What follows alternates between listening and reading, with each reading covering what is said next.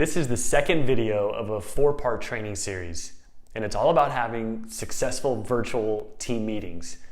This is when everybody's together on your team. You're all virtual, and we're gonna go into 3 keys to highly productive virtual team meetings, what it takes to facilitate, to help these meetings go right, so that everybody gets a ton out of them.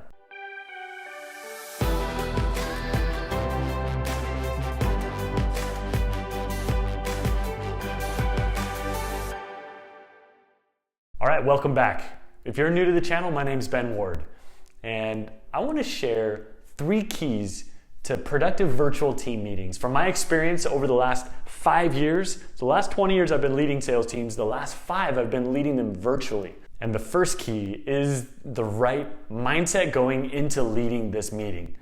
Second is setting the right expectations up front with everybody on your team, very clear. And third, this is your saving grace as a leader. And you'll know what I'm talking about when we come to it, so make sure you watch to the end. Okay, so with the foundation of one-on-one set from the first video, talking about why one-on-ones are so valuable and they're the key to having the real pulse of your team. And that pulse gives you the leverage, the authority, the ability, the insight to effectively lead the team. So let's talk about the first key, which is the right mindset going into leading this virtual meeting. Listen, there's power in proximity. And when we're close with each other, we create synergy, right? And that synergy is a key ingredient to creating momentum as a team. This has always been true. We've known it as being in person. That was the way that we did it. But in today's virtual and digital world, is it possible to create that same power of proximity when you're not close to them?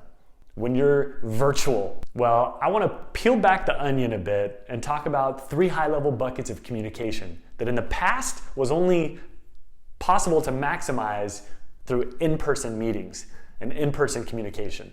So there's verbal, there's nonverbal, and metaverbal. Verbal are the words being spoken.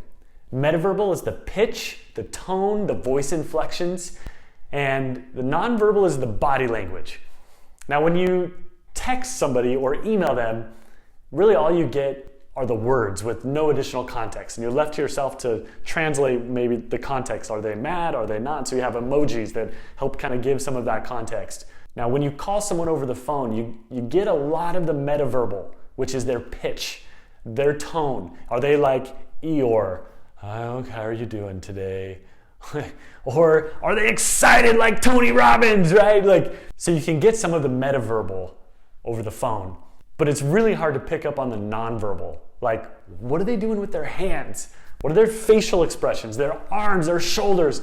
Now, sometimes we can tell when somebody's smiling on the other line, on the other side of the phone, that we kind of tell, are they frowning? Kind of feels like it, but all we can really do is assume. And we know what happens when we start assuming, right? Break that word up. Now, with video conferencing, there's a breakthrough in these forms of communication that previously was only available in person. But with video conferencing, you can also get the nonverbal. You get the body language, the facial expressions, what's happening with their shoulders, their countenance, a feel for their engagement. You can even pick up on their energy. You can flow from them and come through, and you can see it and hear it. This can be powerful and is a game changer as you lead your team virtually. You can be anywhere in the world and engage effectively with the people that you work with and pick up a ton of what used to only be available in person. Now, here's the thing. When a virtual meeting is conducted effectively, the meeting tends to be more precise, shorter, less wasted time before and after the meeting. The reality is there are teams all over the world that have pivoted to make it work virtually. The second key is setting proper expectations up front with the people that you lead. When you lay the ground rules in advance, where people know what to expect, how to show up, virtual meetings can be highly effective. The key is setting yourself up for success in advance up front, where there's clarity on expectations. Now, here's the thing. As a leader, you get what you tolerate. If you tolerate people being late, you'll get more of it. If you tolerate people not having their cameras on, you'll get more of it. If you let one person go with their camera off, you've let everybody. Let them know in advance that anyone who doesn't have their camera on will be kicked off the call. And then after giving a respectful warning, hey, if you don't turn your camera on, you're going to be kicked off the call.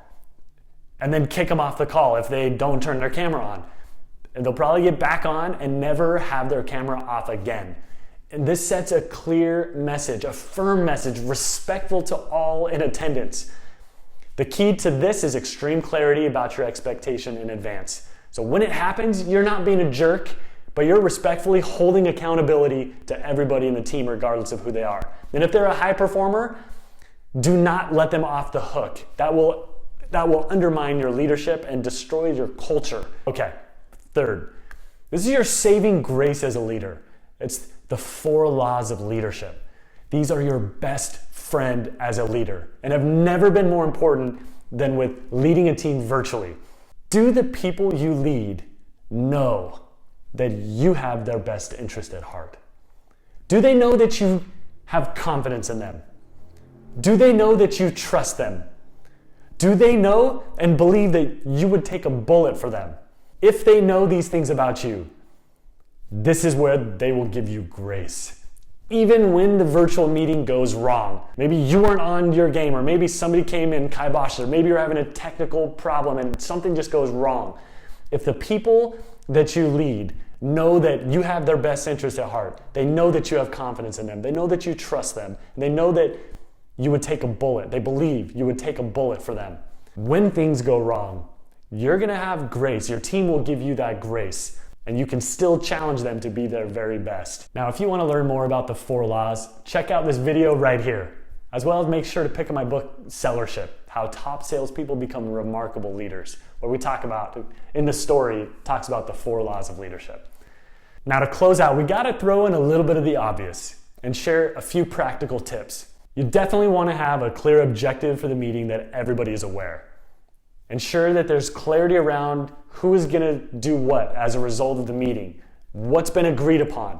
To do this, a simple tip is have someone responsible during the meeting to throw in the chat and record the action items as they come up, that people can see them. The expectation is that the team, if you don't understand something that's on the chat, you flag it. Hey, I have a question about this, and you work it out right there. Before closing out the meeting as a leader, review each action item to make sure everyone is clear. And then have someone pull that and email those action items to everybody in attendance. And it's a powerful way to close out a meeting with very clear, very simple action items so that everybody's on the same page.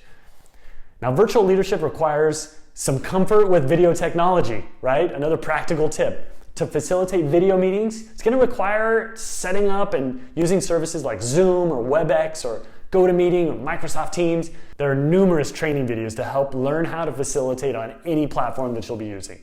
Take the time it takes to get educated on leading these meetings so that it takes less time over time. Now, one tip on technology is to have someone assigned on the team to take care of the technical piece, so you as a leader can focus on leading and being in tune and facilitating the discussion and getting to the heart of what needs to be done.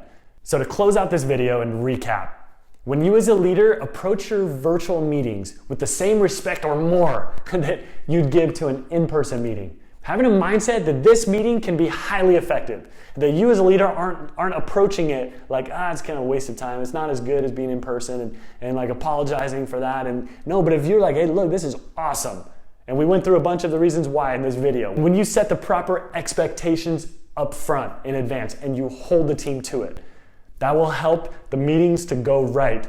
That'll help guide things forward. That will help you to create the efficiencies that you need to make sure that people are on time, they're punctual, they're there, they're present, and you hold that accountability to it. And when you live the 4 laws of leadership, where the people you lead, they know that you have their best interests at heart. They know that you have confidence in them. They know that you trust them, and they believe that you would take a bullet for them. And as you apply these principles, watch as the productivity increases, the effectiveness, the efficiencies in your meetings just rise, and the results that you're creating goes through the roof. And so in the next video, we're going to talk about the keys to effective participation. How do you get the people on your team? You have them with their camera on, they're there on time. How do you get them to participate? How do you get them engaged? And we're going to talk about some tips and tools and strategies to help you get the team engaged and involved in the conversation. Now, sometimes you're not going to need to have involvement. You just need to share information, and that's great. But during times when you're leading the team and you need and want their participation, there's a set of keys that I'm very excited to share with you, and I believe will be extremely valuable as you lead your team virtually. Can't wait to be with you again on this third video of the 4-part video series on virtual leadership.